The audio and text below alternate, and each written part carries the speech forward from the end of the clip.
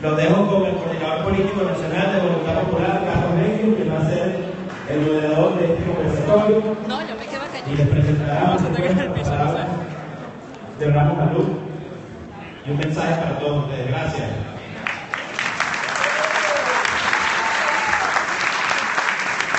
Muy buenas tardes a todos. Muchísimas gracias de estar acá. Quiero agradecerle al Miami Dade College.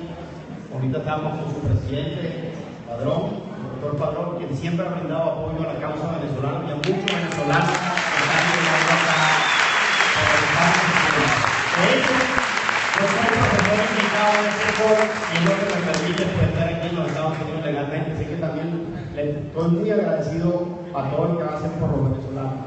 A la organización Demos de América, que también ha sido solidaria con la causa venezolana, apoyándonos. Y por supuesto a la Mesa de la Unidad de acá, de Miami, que está su presidente, su coordinador, José Hernández, quienes también nos ayudan en esta lucha. Unidad, más unidad. Yo no quiero tomarme el tiempo porque aquí tenemos hoy a alguien que quizás de inteligencia sí se puede morir.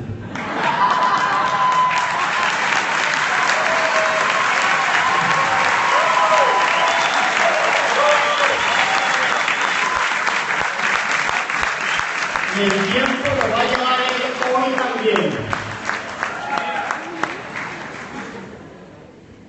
Para mí, de verdad que es una satisfacción también contar acá con el diputado Ramón Flores de la Asamblea Nacional, la diputada femenina del Estado Táchira, del Estado Guerrero.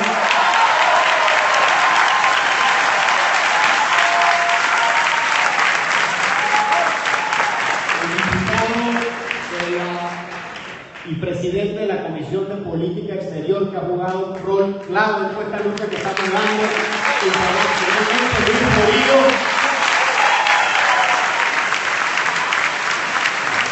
A otro gran jugador internacional que ha sido parte de todo este equipo que ha trabajado en la agenda internacional, el diputado William Dávila.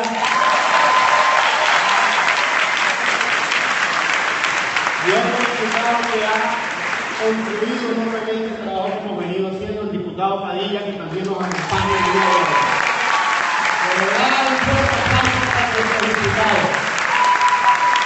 A pesar de la adversidad y dificultad, ahí están, parados firmes y levantando la voz no solo en Venezuela, sino internacionalmente. Yo aquí también quiero reconocer, y se los doy de verdad, gracias a todos ustedes, la oportunidad que me han dado a mí, sin ser diputado, de poderlo acompañar en estas giras que hemos hecho a nivel internacional. Y han puesto siempre mi nombre allí, en las visitas oficiales, para que se nos escuche también. Yo soy un perseguido político y siempre he llevado la voz de ellos, pero quizás muchos de los que están acá, pero que realmente se vive en Venezuela. Y particularmente también el presidente de la Asamblea Nacional, que nos ha dado muestra de ese respaldo. Así que yo en lo personal les quiero dar las gracias por darme esa oportunidad de acompañarlos. Miren, cuando uno está en el exterior, y ustedes lo saben, uno está preso del alma. No está preso físicamente, está preso del alma. Y esos momentos que estoy con ustedes, que hago la oportunidad de hacer la gira, es lo que nos permite a nosotros como seres humanos desahogarnos de que estamos colocando un granito de arena para producir el cambio político en Venezuela, y eso es lo que nos tiene a nosotros de paz y tranquilidad, y por eso yo se los agradezco que me hayan permitido estar en esta lucha también.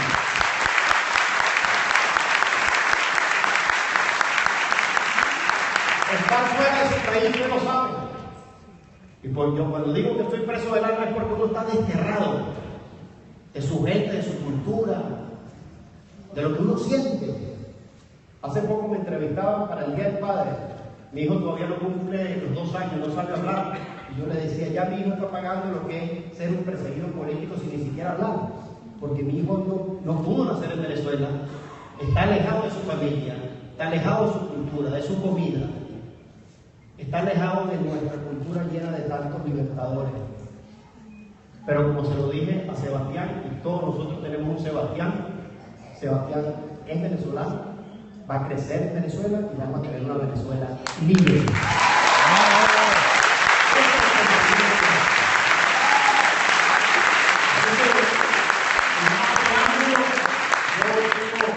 La satisfacción de presentar a una persona que he conocido en el fragor de esta lucha, de estos últimos 17 años. No nos conocíamos, dos generaciones. Y puedo decir que ante presentarlo como presidente de la Asamblea, debo decir que hemos venido construyendo una relación de amistad responsable, seria, transparente y llena de mucha honestidad. Con discusiones, con discrepancias, pero con respeto y tolerancia. Y así se ha venido construyendo una unidad en Venezuela. Porque esto que estoy hablando acá, de dos generaciones, nos reafirma algo que es mucho más importante, que en el país hacen falta todos. No importa la edad, no importa el color de su piel, no importa su religión. Hoy Venezuela, para reconstruirla, necesita del esfuerzo de todos. Y estamos obligados a buscar las cosas que nos unen y no las que nos dividen para precisamente tener esta Venezuela que nosotros queremos. Con gente a lo largo de estos meses, de estos años.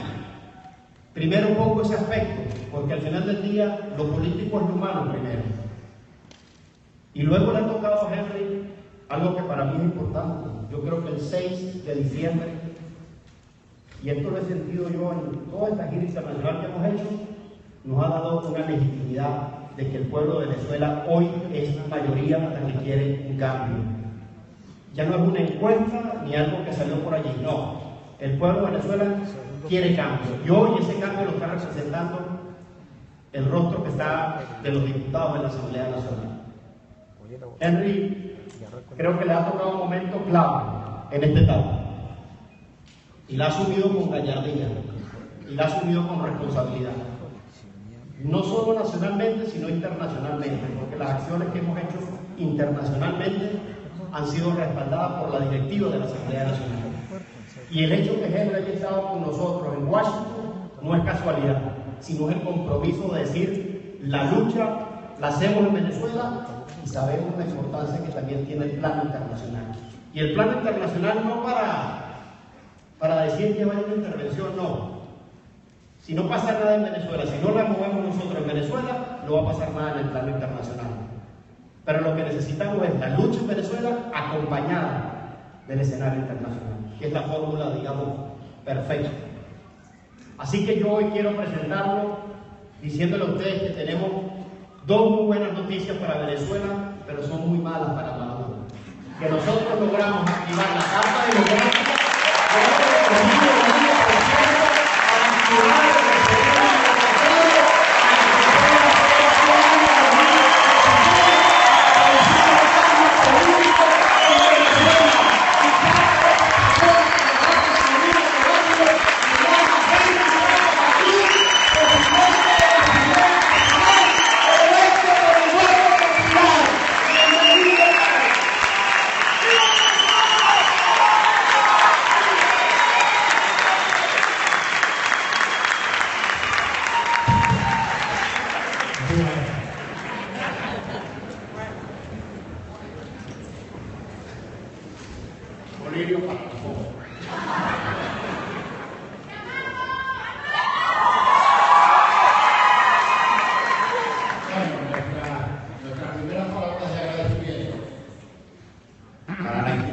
y para el profesor Padrón. Las referencias que hemos tenido de su disposición, de su generosidad, de su comprensión para ayudar a los venezolanos en su diáspora, siempre atento a los reclamos, siempre solícito a nuestras exigencias, nos obligan a decir o expresar estas primeras palabras de agradecimiento. Nosotros aprovechamos cada vez que tenemos un chance dentro o fuera de Venezuela, que tenemos por delante un auditorio ávido de información, que quieren tener noticias directas de cómo estamos apreciando, de cómo estamos viendo las cosas en el país. Tratamos de hacerlo en un lenguaje muy sincero, muy directo. Por cierto, también muy imprudente. Porque creemos que nuestros ciudadanos, nuestros compatriotas dentro y fuera de Venezuela necesitan saber exactamente de primera mano cómo estamos apreciando la situación, qué consideramos como aciertos, cuál es nuestra falla, pero sobre todo porque consideramos que estas son oportunidades para que le pidamos a nuestros ciudadanos un poco de comprensión.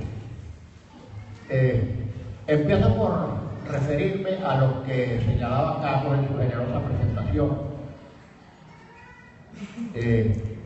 Dada la responsabilidad que actualmente tengo en la Asamblea Nacional, y a lo mejor abrumado por ese exceso de información que a veces nos llega, unas ciertas, otras meras especulaciones, pero todas para la sospecha.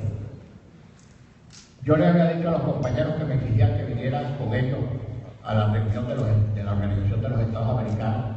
Lo hice con mucha reserva porque me da miedo salir del país.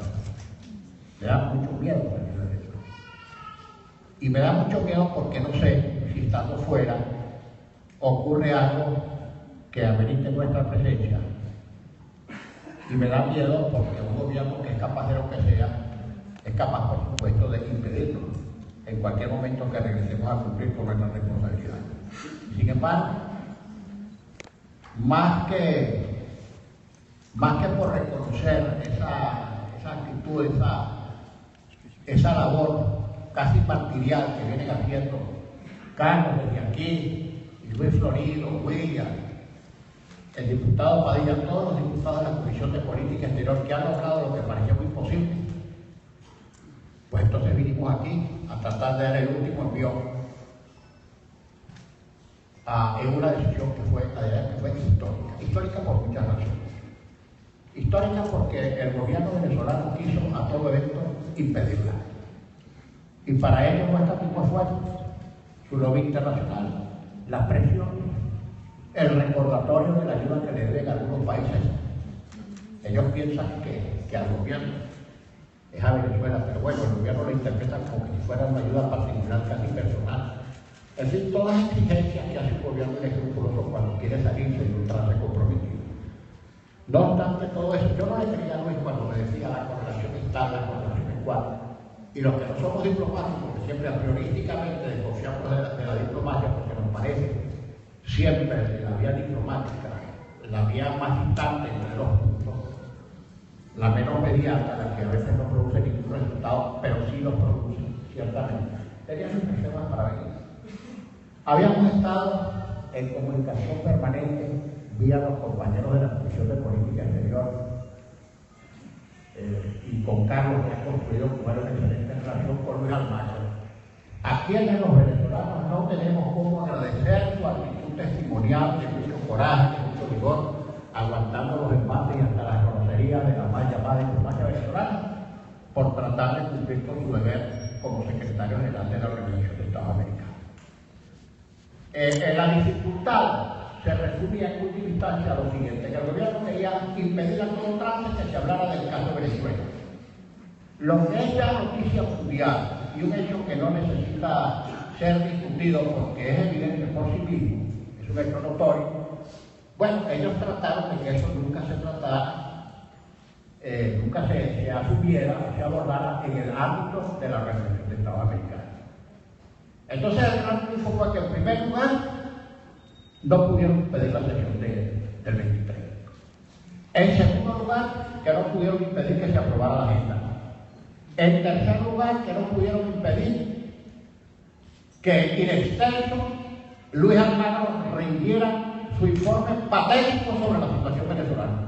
Solo responsable en algunos casos por defecto, porque no publicó la gravedad de las cifras de Venezuela en toda su magnitud y en toda su actividad. Y en cuarto lugar, porque lo quiera el gobierno venezolano o no, se activó, se disparó el dispositivo de la Carta Democrática.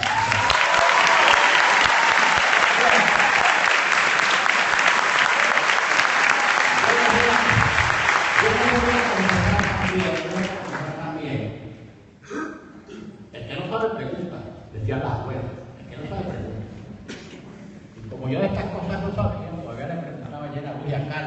Bueno, pero explíquenme lo que pasó. Y entonces esperaron por la Carta Democrática, el artículo 3, en concordancia con el numeral segundo párrafo del artículo 20, en concomitancia con el Ecuador.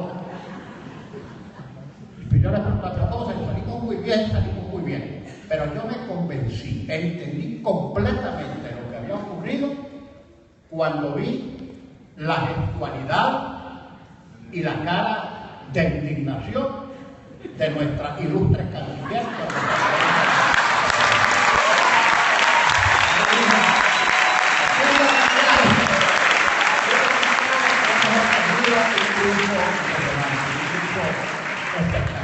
Bueno, como quiera que el problema venezolano tenemos que abordarlo en todos los frentes, y más tratándose de un gobierno como el nuestro, fullero, tramposo. Esto que están haciendo los compañeros en el ámbito internacional es muy importante. Pero además, y sea este un reconocimiento expreso, porque aquí lo tenemos a pepa de oro, a los comunicadores sociales venezolanos, a los responsables de medios que no se han obligado, que se han visto en la obligación de irse, porque simplemente son perseguidos por una justicia que no está. El caso de Rafael Poleo y de Miguel Enrique Otero,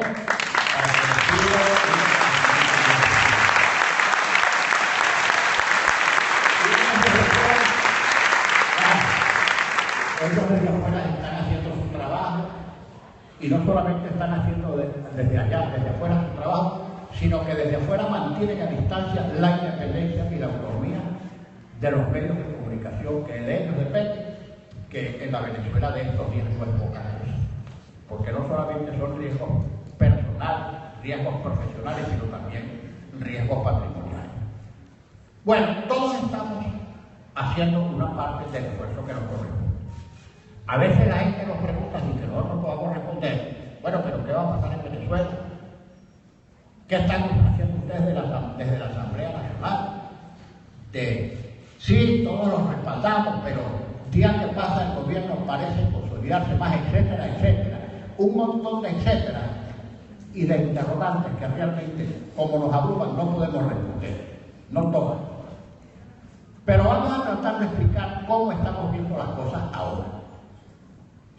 Bueno, saben ustedes, a partir del 6 de diciembre, cuando el gobierno vio el resultado electoral, comenzó desde allí su estrategia para neutralizar la Asamblea. Cuando se produjo aquella decisión de los magistrados expresos, el 23 de diciembre de 2015, y sobre todo cuando tuve diligencia en los holgazanes, aquella Asamblea Nacional que ni bostezaba, ni se sentía, ni hacía sesiones, ni legislaba, ni controlaba, ni debatía, era una especie de coleto del Poder Ejecutivo. De repente tú la ves con una prisa y con unos afanes tomando una decisión, pues entonces dicen, bueno, pues se están preparando, y efectivamente, violando la ley, violando la Constitución, designaron los célebres magistrados el 23 de diciembre de 2015, días después que conocieron el resultado electoral.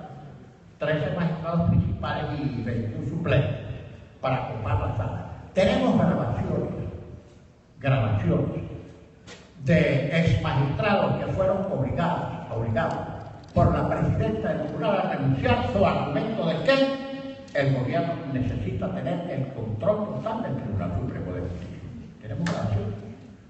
Por cierto, imagínense ustedes la independencia de ese poder, no solamente por estos procedimientos absolutamente fraudulentos para hacerse el control de todo el tribunal, sino que les voy a dar una sola señal, un solo ejemplo, que escandalizaría al más lerdo de los países frente a semejante despropósito. La presidenta del Tribunal Supremo de Justicia de Venezuela, y no me voy a referir a sus credenciales distinguidas, la presidenta del Tribunal Supremo de Justicia y de la Sala Constitucional vive en un fuerte militar, dentro de un fuerte militar. Esa señora vive en Fuerte Tiuna, y no en las casas de la misión vivienda, sino en las casas que el Ministerio de la Defensa le asigna directamente a los militares en guarnición de cierto grado.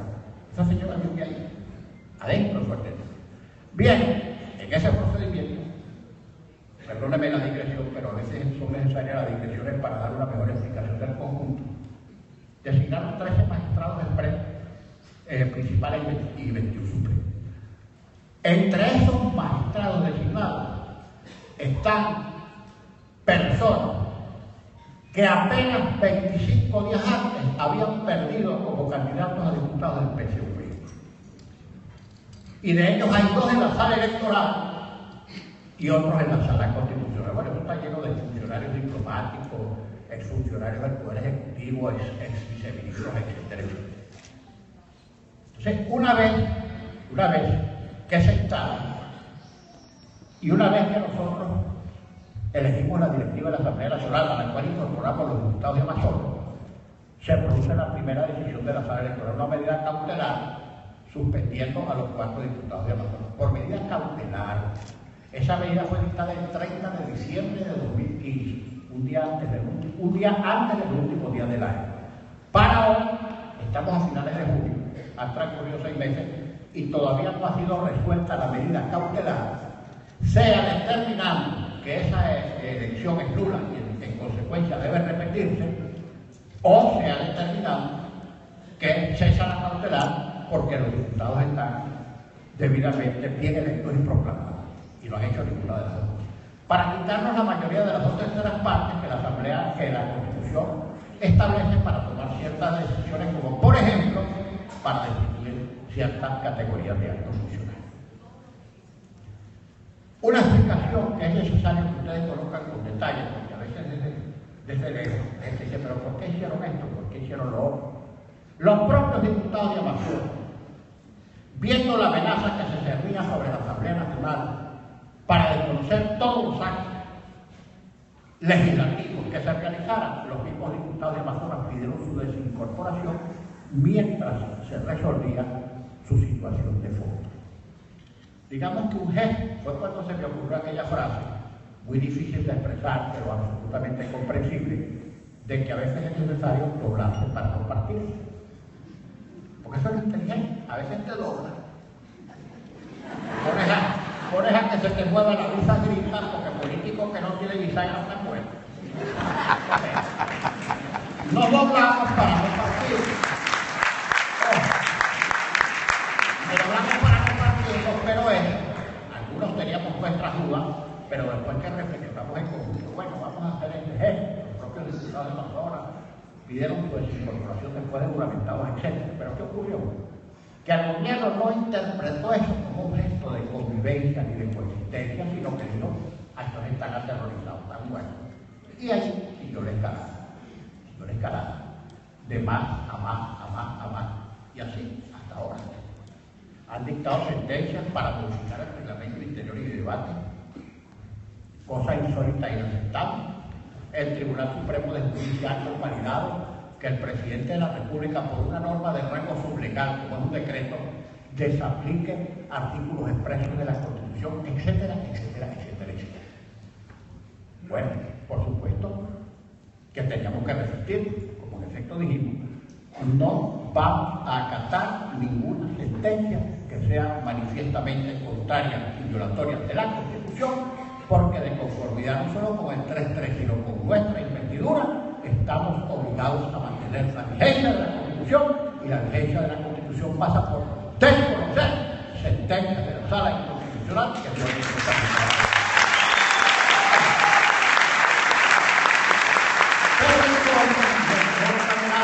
no encima, nos están acusando de desacato.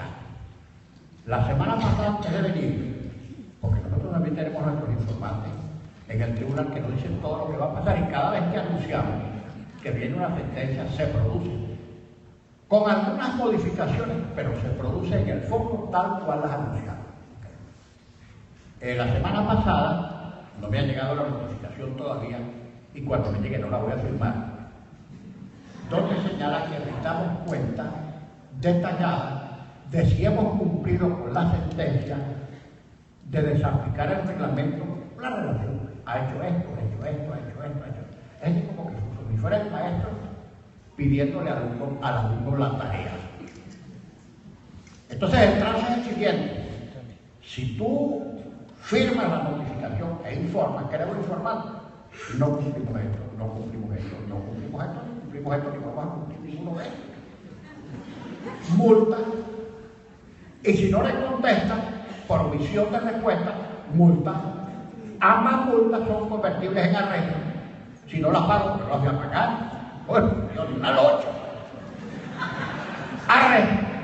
Falta de pago, arresto. Bueno, yo no sé si se atreverá a arrestar primero a la directiva por la conversión de la multa y después al resto de la Cámara. Yo no sé. Cualquier cosa es posible en estos atormentados, que nada nos entra. Y ahora me voy a referir a ese culito patético que está haciendo que el gobierno incurra en cualquier cantidad de hechos. Pero bien, esa es la situación en lo que se refiere a nuestras relaciones con el poder legislativo. Últimamente, el ciudadano presidente, que por Dios santo y mi madre que no se va por inteligencia,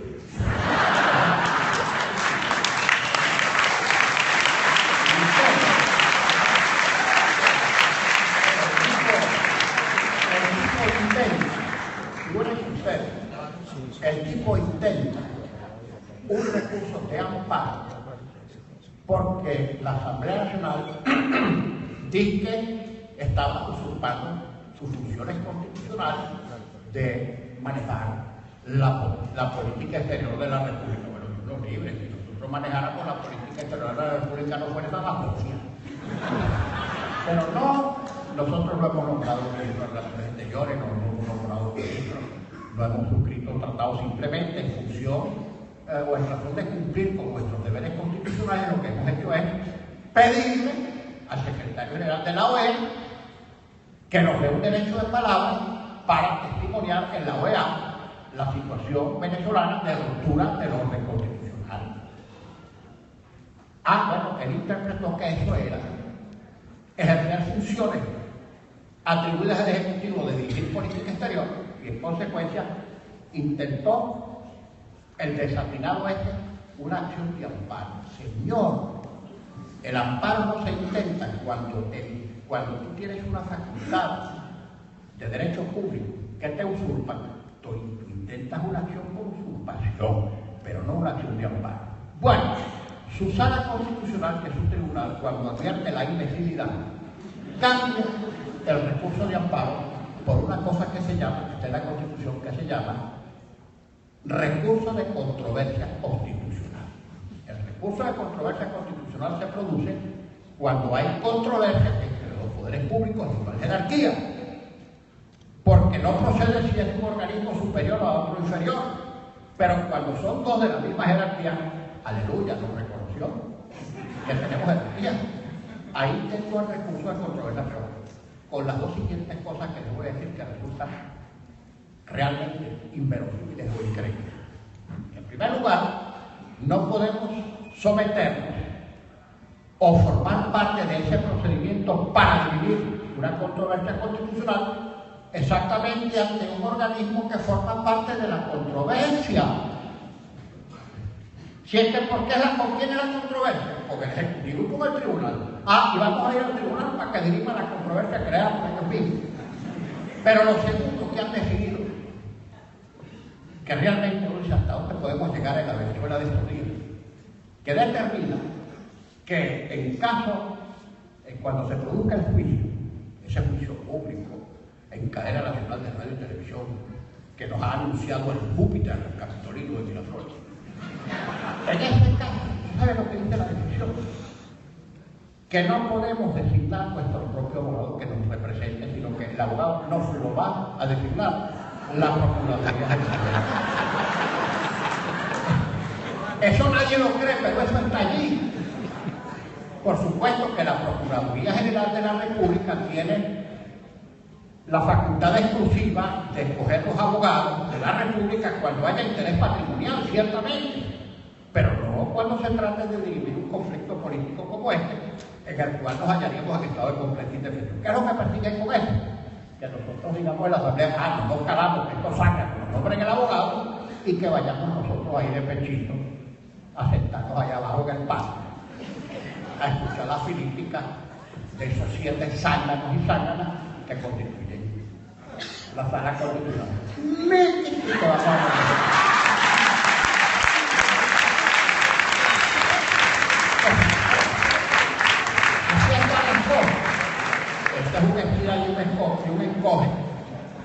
Y tenemos que dar la pelea porque, mira, uno cuando está en la actividad política, ojalá uno pudiera escoger siempre el escenario de la contención, que tú digas, bueno, cojo este terreno, me monto aquí en las alturas, porque puedo disparar mejor, aquí lo tengo listo, no se puede escapar. Pero tú tienes que debatirte en el escenario que muchas veces escogen tus propios contrincantes. Y eso es lo que estamos haciendo. Nosotros no provocamos ninguna controversia, nosotros no provocamos ningún choque de poderes. Eso sí, nosotros en la campaña electoral dijimos y vamos a cumplir que nosotros íbamos a recuperar la autonomía del Poder Judicial y la recuperar. Que ahí se iba a discutir y estamos discutiendo. Que ahí se iba a legislar y estamos legislando. Que ahí íbamos a aprobar la Ley de Amnistía y Reconciliación Nacional y la aprobamos. Y que dentro del lapso de 6 meses íbamos a proponer una solución democrática, constitucional, pacífica y electoral para salir de este gobierno. Y a los 3 meses propusimos no una, sino 3 posibilidades, todas las cuales el gobierno está obstaculizando. Nosotros hemos cumplido y vamos a seguir cumpliendo. Ahora,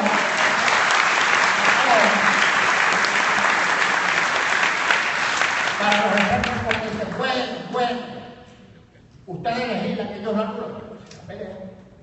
pero no nos desafíen.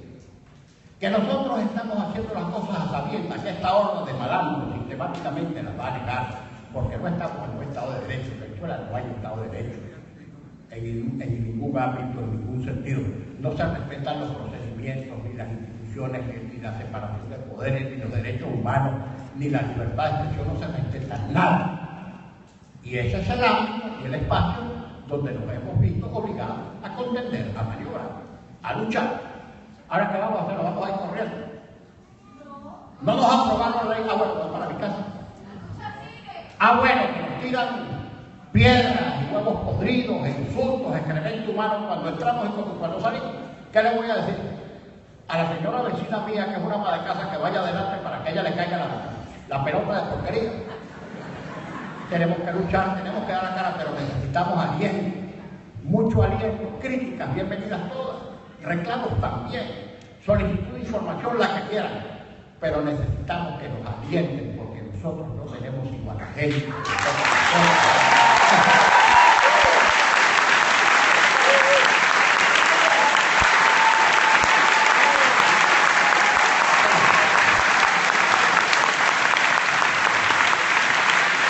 Otras cosas que son importantes. Nosotros entendemos perfectamente. ¿Quién va a discutir eso? La desesperación de la gente. ¿Cómo no lo vamos a entender? Ojo, y no crean ustedes que lo digo por hacer una frase. Los que estamos allá lo entendemos, pero nosotros también entendemos perfectamente lo que les pasa a los que están afuera. Que al dolor de estar afuera contra su voluntad agregan la angustia de la distancia. Eso lo entendemos perfectamente. Nosotros estamos allá y por supuesto tenemos más información porque estamos ahí. Estamos en la línea de tiro, pero comprendemos perfectamente la angustia de los que están afuera, que les llegan noticias, que ven los medios de comunicación, que ven a veces que el gobierno sigue cometiendo sus tropelías impunemente y que la oposición, por mucho esfuerzo que haga, no puede hacer más nada. Pero sí hemos avanzado, sí hemos avanzado. Fíjense ustedes lo del revocatorio. Ojo, y entendamos que ese es un vía crucis y que el día que pase el gobierno nos va a colocar mayores obstáculos para que no se dispare ninguno de los dispositivos que permitan salir democrática y electoralmente de este gobierno. Ellos lo saben, están jugando a la desesperanza, al desánimo, a la angustia. Pero tenemos que seguir haciendo el esfuerzo. Fíjense al referéndum, ya completamos la firma.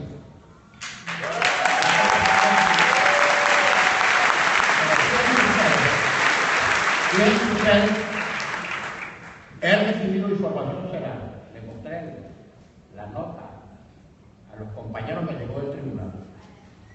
Están preparando una sentencia para decir que el revocatorio no va. Mejor dicho, son dos distintas. Una diciendo que por no sé cuál tecnicismo, el número de firmas que en el papel aparece como satisfactorio para cumplir la exigencia no están por alguna razón técnico-argumental que esté en la sentencia. Y la otra sentencia es para facultar al Consejo Nacional Electoral que en caso de disturbio o conmoción pueda suspender el referéndum revocatorio. ¿Sí? Estemos preparados. Lo que les quiero decir que ya la pésima, la nefasta intención de no permitirnos salida para que nos desesperemos y a ver si cometemos alguna locura, para acusarnos de violentos, de golpistas, etc. No tiene disimulo. Si ahora, ¿qué es lo que han hecho? Para validar apenas el 1% del registro, que son 200 y pico mil de firmas en 24 estados, ponían máquinas donde no había gente y donde había gente no ponían máquinas. Y un horario terrible, interrupciones porque los funcionarios que manejaban las máquinas tenían que ir a almorzar, etcétera, etcétera. Eso quiere decir que son capaces de cualquier cosa. Ahora nos toca 4 millones de firmas más, si es que definitivamente pasamos este primer vía crucis. 4 millones de firmas más con la misma metódica. Porque no van a ser como las elecciones en las que tú tienes que mantener abiertos los centros si hay gente en la cola. Ellos han dispuesto ahora que si hay gente en la cola, llegado el horario crucial. Y otra cosa, absurda. Tú tienes que cumplir los requisitos en los 24 estados del país. Si tú cumples los requisitos en 23 estados y en uno no hay referéndum. Es como que si tú dijeras, para que el presidente de la República sea electo como tal, tiene que ganar todos los estados. Si hay un solo estado en el que no gana, no es presidente. Bueno, el criterio debe ser parejo. Si tú en la mayoría de los estados cumples el requisito, el número de firmas, etc., el dispositivo del referéndum se dispara, así mismo como el presidente es electo como tal, si ganan las elecciones por mayoría de votos, independientemente de que unas entidades ganen y otras pierdan. Otra cosa que les queremos explicar nosotros, a propósito del, perdónenme que salta en un tema otro, a propósito del evento en la OEA, porque del cielo está tratando de sacar fiesta del hecho de que no me dejaran hablar en la OEA. Reverenda pendeja.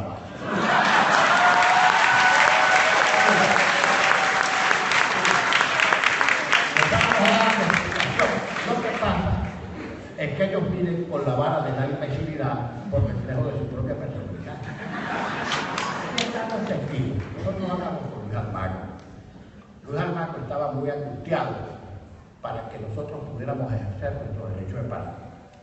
Nosotros, que afortunadamente, ese espejo de la realidad donde siempre se retratan los políticos, hemos tenido el cuidado de almacenarlo y de guardarlo en la casa por un rato. Todos nosotros simplemente dijimos, bueno, si la agenda se va a complicar porque yo ejerzo un derecho de palabra, ¿qué importancia tiene que yo hable o que yo no hable? Si no hablando yo, no complicamos la agenda y la agenda se aprueba, más vale que yo lo haga. Y se lo recojo.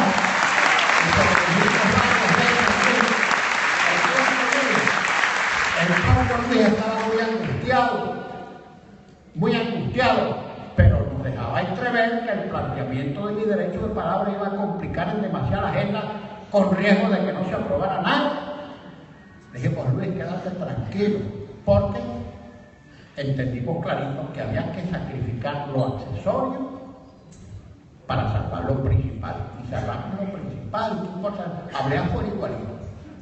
No he hecho el cuento adentro en ese lenguaje diplomático que tiene cortedad de mío, yo no soy diplomático, dígame si hay un disparate que bloquea la votación por una existencia.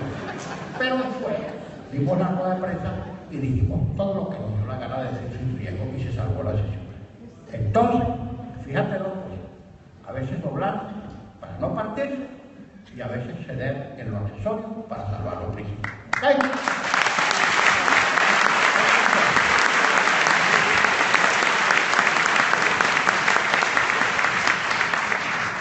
Nosotros entendemos la angustia de la gente, pero les quiero decir lo siguiente. Mira, esta vez. Ahí hay 30 partidos políticos. Ahí hay desde partidos que vamos a utilizar las frases usuales. Ahí hay desde extrema derecha, o las palabras usuales. Ahí hay desde partidos de extrema derecha hasta partidos de extrema izquierda que dicen todavía que son marxistas-leninistas, no se han dado cuenta. Pero bueno, les respetamos sus cosas. Y hay partidos liberales, y hay partidos socialdemócratas.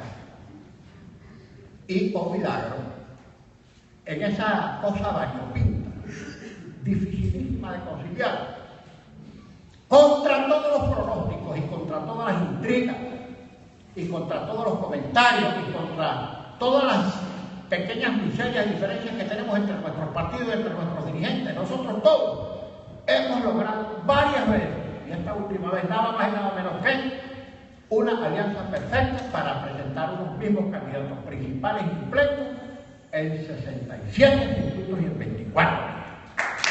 Y sargentos, y comandos, y nos tienen localizados a todos los partidos y los quieren poner a recoger firmas, y no vamos a distraernos al pendejo de recoger firmas para relegalizar a nuestro partido, sino que vamos a seguir con el referéndum revocatorio para sacar a Maduro por su casa de gobierno.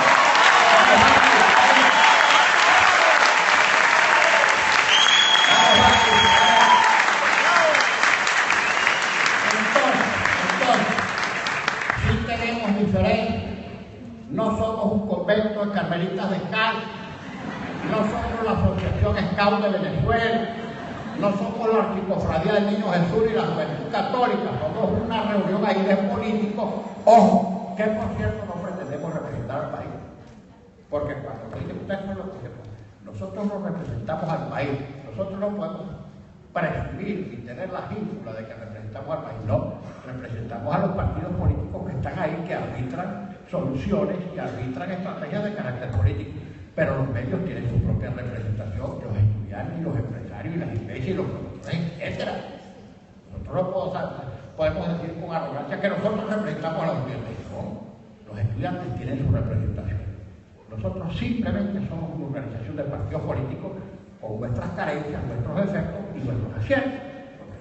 Y la cosa nos ha salido bien, porque además no tenemos montado en la cabeza el chichón de que somos omnisapientes, de que no la sabemos todas. Y por supuesto, a veces tomamos decisiones y nos destrozan con las críticas, a veces, yo nunca de mala fe, a veces por falta de información. Pero cuando tenemos un chance en los auditorios de decir por qué hicimos esto, por qué hicimos lo otro, la gente termina comprendiendo y aceptando las decisiones que tomamos a una conciencia de que toda decisión tiene un costo de carácter político. ¿Okay? Otra cosa que tiene muy angustiada a la gente, lo del diálogo. Bien,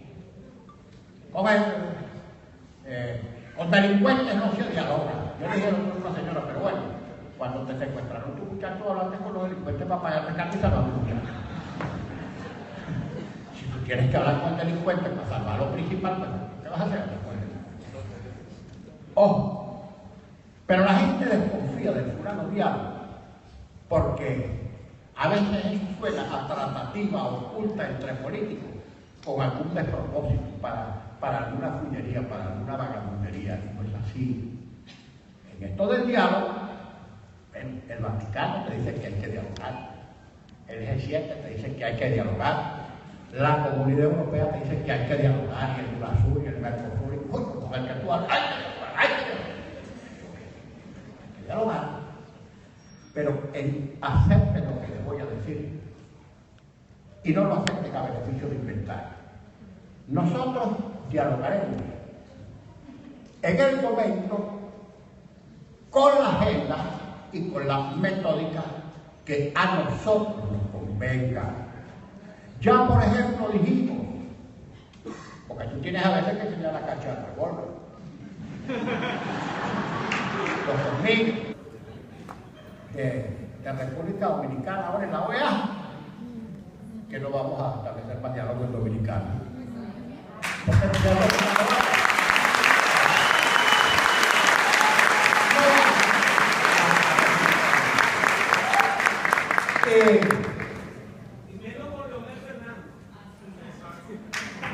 ¿Y de qué temas vamos a hablar? El gobierno llevará sus temas, nosotros llevamos esos temas. Referéndum, liberación de los presos y regreso de los exiliados, respeto a la Asamblea Nacional, libertad.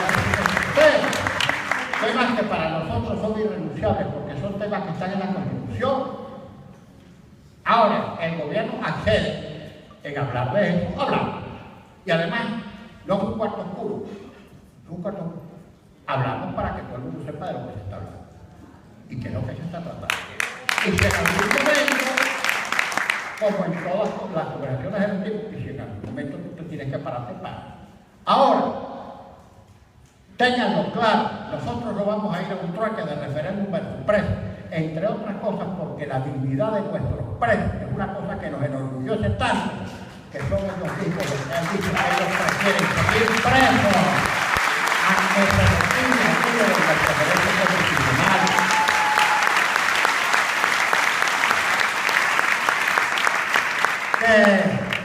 Que los intermediarios no merecen confianza. Pongan el intermediario que quieran. A nosotros no nos comprometen los intermediarios, que son facilitadores, algo así como, porque no son árbitros, no son jueces, no son quienes van a decir quién tiene la razón del diálogo, sino que están ahí como mirones de palo. Y ojalá entre la nunciatura, la iglesia y más el presidente, quien quiera que vaya, todo en plan de eso, ni más allá ni más acá.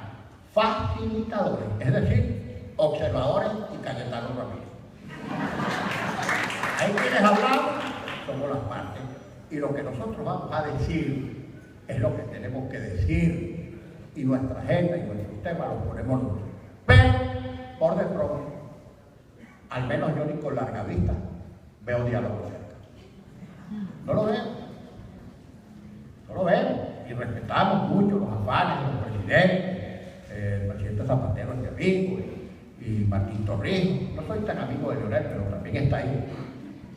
Y seguramente, a propuesta nuestra, que se incorporen también Ricardo Lago, Fernando Enrique Cardoso, etc. Bueno, sí, bueno, pero Oscar Arias lo van a bombardear porque Oscar Arias ha emitido mucha opinión a favor de Venezuela, muy expresa. Pero bueno, premio Nobel de la Paz. Desmond Tutu está vivo. Pero mismo Desmond Tutu está vivo o se murió. ¿Está vivo? Bueno, ya vivo Desmond Tutu, imagínate, venga, señor Tutu, agregue. Pero por favor, mira, por favor, lo que les tocamos es un margen de confianza, porque crean que nosotros estamos en la línea de tiro y queremos salir de estos malandros cuanto antes. Ojalá.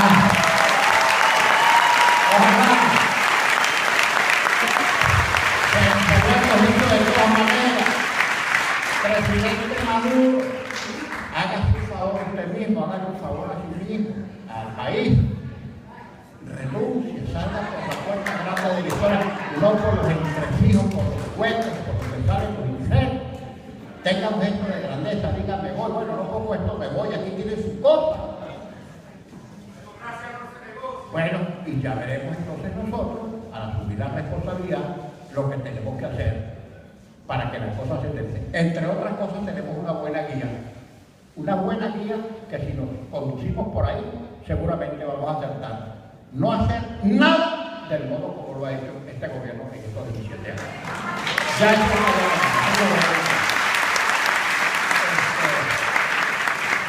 bueno, otras cosas.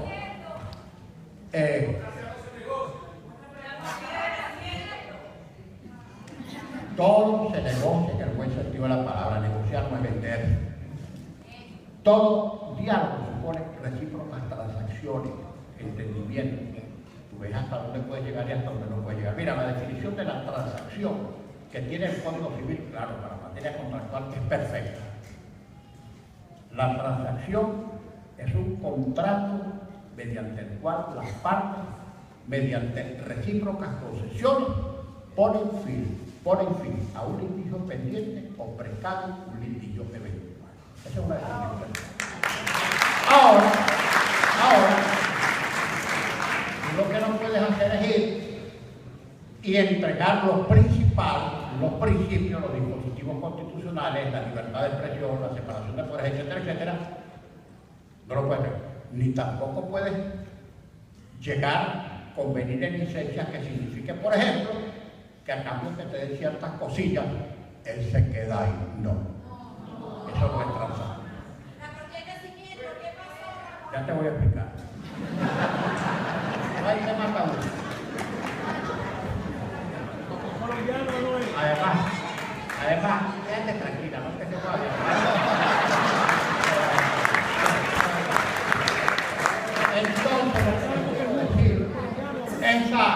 desconfianza a priorística en toda conversación, entre partes contrapuestas, tenemos que dejarla a un lado porque, repito, nosotros lo que queremos es salir pacíficamente de esta cosa. Y yo les voy a decir lo siguiente, no crean que es una exageración, cónchale. Los dirigentes políticos, si a nosotros nos dicen, mira, tú tienes que hacer tal o cual sacrificio para resolver la cuestión del electoral, por favor, inmediatamente, porque nosotros somos meramente accidentales, circunstanciales. El otro día Nicolás Maduro se corrió. Cuando se iban a producir los primeros contactos en República Dominicana, algunos medios publicaron, porque eso se corrió bastante, que una de las exigencias del gobierno era que yo saliera de la presidencia de la Asamblea Nacional. Bueno, yo inmediatamente le dije, bueno, pero por favor, chico, vale. Si las cosas se van a resolver con mi renuncia y con la tuya, vamos a renunciar los dos ya, que firmamos, vamos los dos.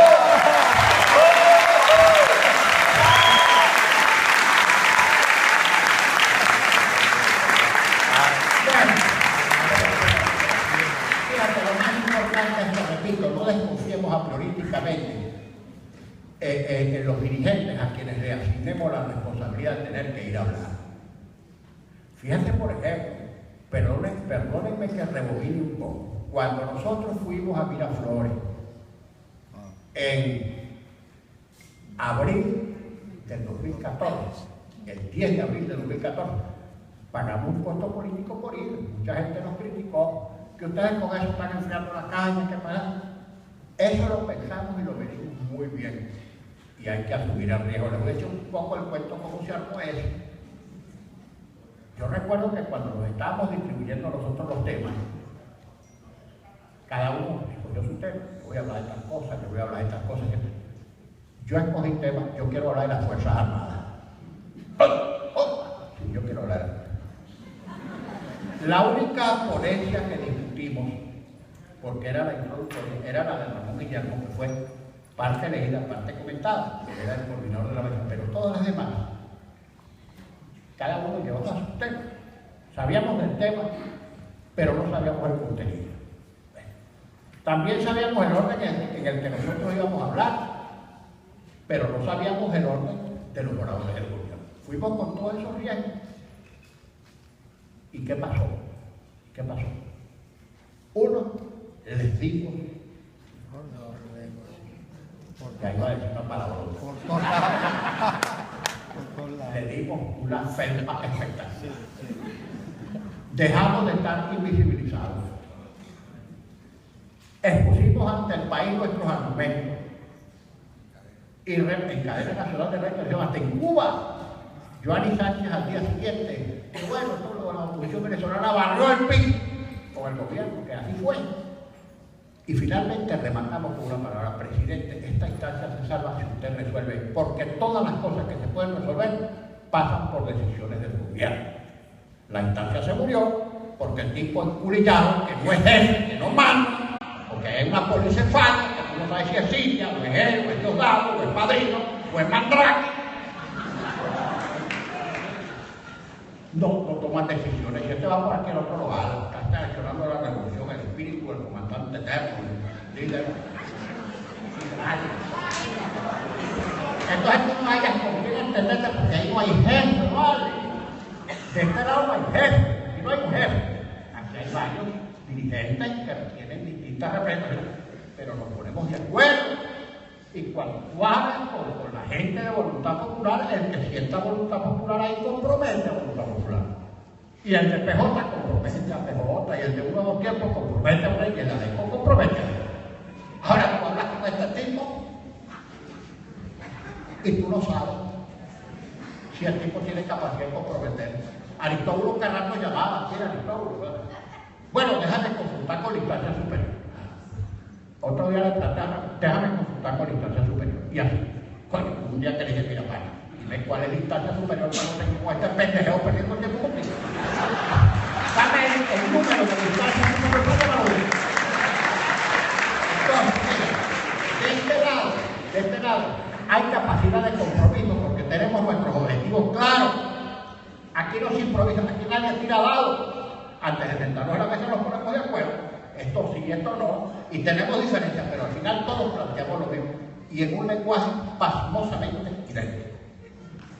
Sea que hablemos con representaciones diplomáticas extranjeras, sea que hablemos en conferencias, en eventos, no van a notar en el discurso, por supuesto, diferencias de palabras, cuál tiene su estilo discursivo, pero no van a notar diferencias de fondo, y por eso es que hemos tenido acierto.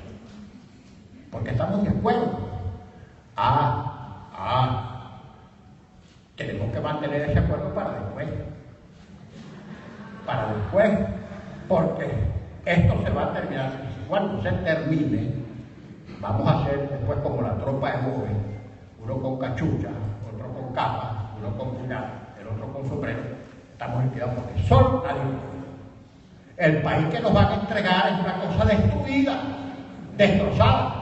Y la recuperación requiere el esfuerzo y el acuerdo de todo el mundo, por encima de diferencias, y también nos vamos a poner de acuerdo y entre todos juntos vamos a resolver el problema de todas las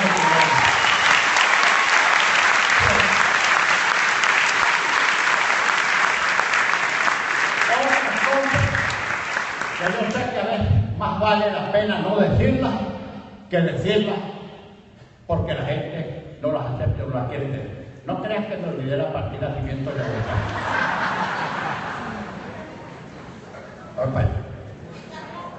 En todos los procesos de transición, ¿qué es la transición? La transición es el discurso, el paso de una situación y de un estatus en el tiempo a otro distinto. Esa es una transición.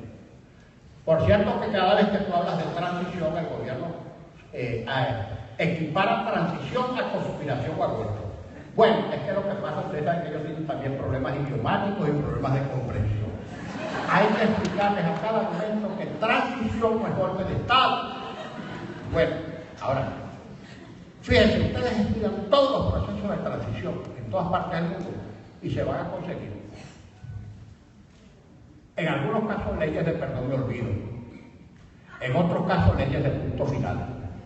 Pero en todo, siempre se advierte un hecho que no cambia, que es lo que se llama pervivencia de enclaves autoritarios, que son las instituciones o personajes u organismos de la situación anterior que se supera a la situación que viene para que se pueda instalar y perdurar.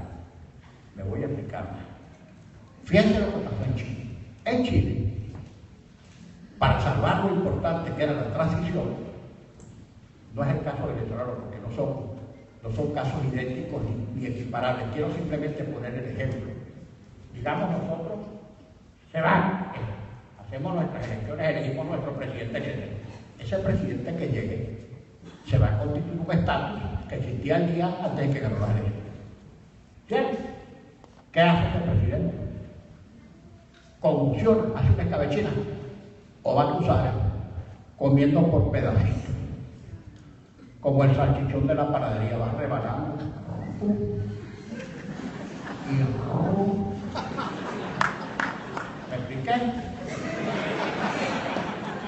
Como el salchichón de la panadería, vas cortando de a pedacitos, no te vuelvas loco, no te engolosines. Hay un universo de intereses ahí enquistados que tú no sabes por dónde te vas a rebotar. Y lo fundamental para el que gana el poder es conservarlo. Y ese objetivo y ese propósito tiene sus imperativos y sus exigencias. Y es imperdonable que después de todos estos años de tragedia y de sacrificio vayas a adoptar el juego en el primer inning porque te volviste loco, por desesperación. Así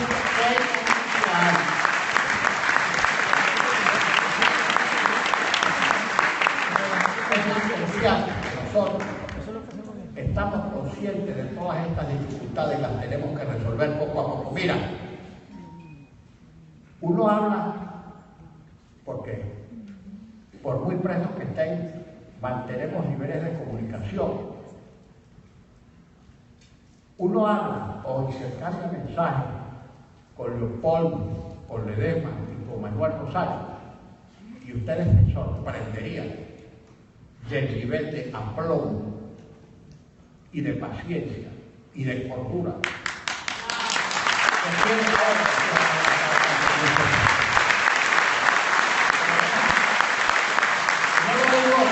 no lo digo por hacer una frase, porque es mucho más fácil razonar y tener equilibrio cuando tú estás en esta situación de soltura de libertad que cuando estás encerrado, alejado de tu familia, de tus hijos, expuesto a todo tipo de riesgos, de calumnias, de infamias, de porquería. Y en los compañeros que tenemos presos, el nivel, la sedimentación, la madurez, el equilibrio y sobre todo el sentido de compromiso con el futuro que tienen todos es sorprendente, más que sorprendente, es conmovedor. Bueno, y si los que tienen estos apremios están pensando con mucha cordura y con mucha sensatez, porque saben que lo principal es superar esto y después ir reconstruyendo un país que queda devastado. Si ellos están conscientes de eso, nosotros que estamos afuera no tenemos por qué no estar conscientes de eso y olvidarnos de axiomas que la política no tiene acción. Que con fulano no se habla, que con Miguel no se habla. Yo les quiero decir, no sé si es una exageración, pero lo voy a decir porque yo soy prudente. Si a mí me tocara para salvar a mi país, a mi familia, a mis conciudadanos, y todos estamos pensando lo mismo, si nos toca ir a la enésima paila del infierno, así nos achicharremos para hablar con estos demonios y salvar al país.